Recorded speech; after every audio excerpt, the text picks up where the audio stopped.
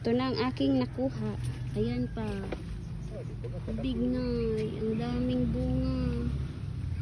Thank you Lord sa bunga.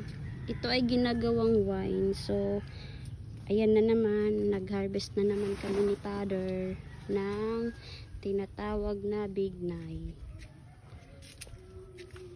Diyan pa dakulman. Ayun pa oh. Marami. Ay ito guava na yan. Bayabas na yan. Lagay mo nito.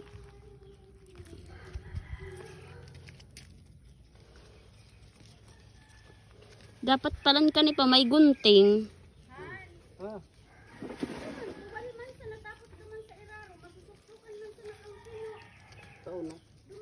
Ay, nalaglag.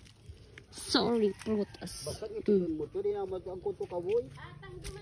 Mahirap kasi pag isang kamay ang gamit. Paano ko kasi mabibidyohan pagka isang dalawang kamay? Oh no! Wow! Amazing!